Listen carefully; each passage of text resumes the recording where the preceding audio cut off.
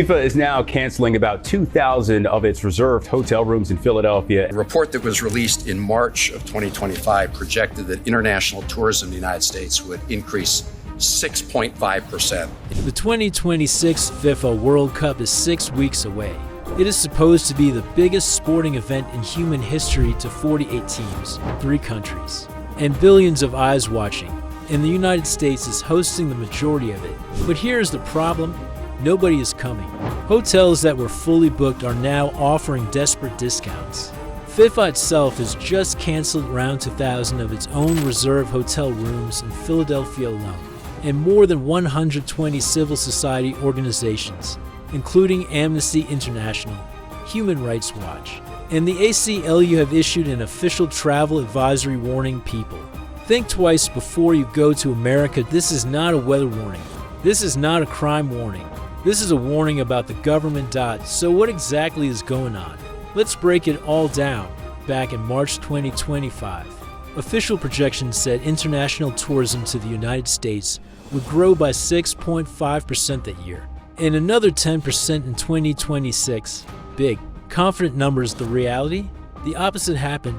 A chart put together by the Congressional Research Service, using the Department of Commerce's own data, showed a steady, consistent decline in international visitors throughout 2025. Not flat, not slow growth, negative. Senator Chris Van Hollen put it plainly, because of statements made by the president and actions taken by this administration.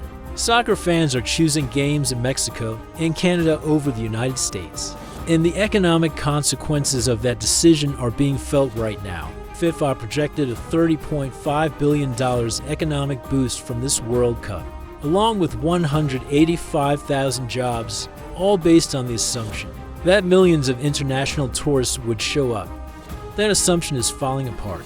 According to CoStar, one of the leading analytics firms in the hospitality industry, U.S. hotels are deeply concerned about international fan attendance. Host cities were told to expect a 50-50 split between domestic and international visitors.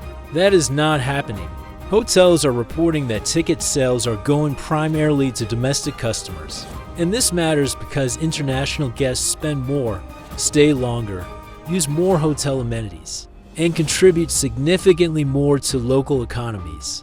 FIFA has already pulled roughly 2,000 reserve hotel rooms in Philadelphia, a city hosting 6 World Cup matches this summer.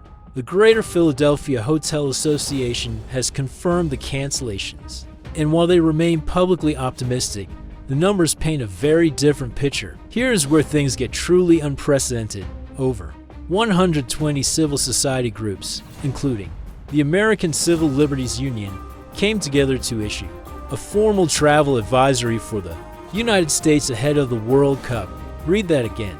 A travel advisory for America. The document warns that visitors could face arbitrary denial of entry at the border, detention or deportation, searches of personal devices without cause, and cruel or inhumane treatment while in immigration detention.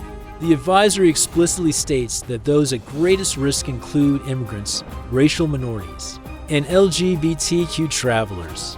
That is a massive portion of the global fan base for a tournament built on the idea of international inclusion. Amnesty International has also pointed out that over 500,000 people were deported from the U.S. last year alone. That is more than 6 times the seating capacity of MetLife Stadium in New Jersey, which will host the World Cup final. Human rights organizations are not just raising concerns. They are using strong, specific language. The Sports and Rights Alliance, which includes both Human Rights Watch and Amnesty International, has described the situation as a bonanza for sports washing.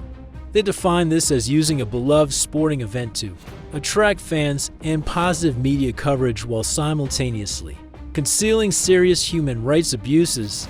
Historically, that term has been applied to autocratic governments and non-democratic regimes. It does not feel like the World Cup that was originally promised, the safe, free and equal World Cup, the inclusive World Cup that was promised 8 years ago when it was awarded, but also maybe quite different how it felt even just 18 months ago.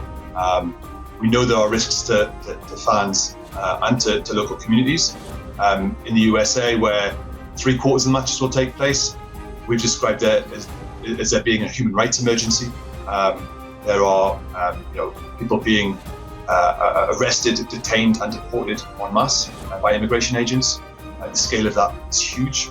Somebody said, would we think about taking the World Cup away from Boston if they don't straighten it out? And the answer is yes. We have the right to do that with FIFA.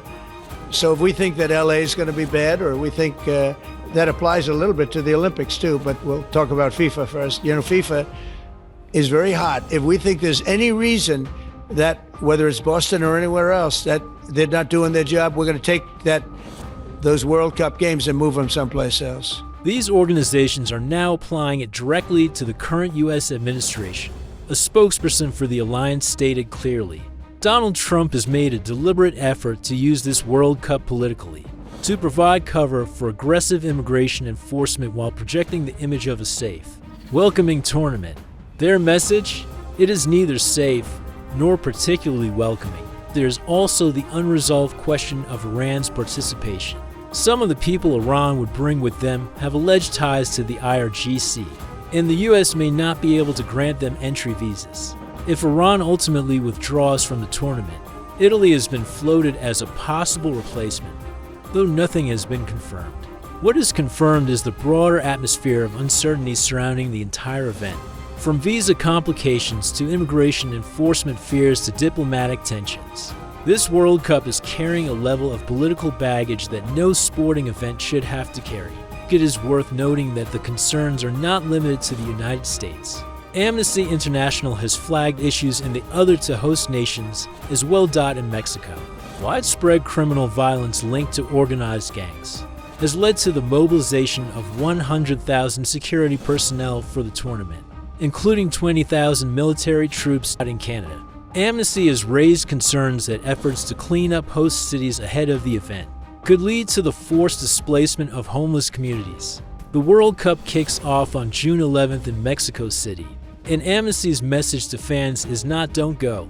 It is "go with your eyes open, know the risks," and demand that FIFA and host governments do more to make this tournament genuinely safe and inclusive. This was supposed to be a celebration, the first ever World Cup with a formal human rights framework, a tournament promised to be safe, free, equal, and open to the world. Instead, we have canceled hotel rooms, falling tourist numbers, a formal travel advisory, and a growing global conversation about whether America is actually ready to host the planet. The World Cup has always been about more than football. It has always been about what we stand for as a global community. Right now, a lot of people are asking whether the host country has forgotten that. If you found this video valuable, subscribe and hit the bell. We cover the stories that matter, the ones behind the headlines, and drop a comment below. Are you planning to watch the World Cup? Would you travel to the US for it? Let us know.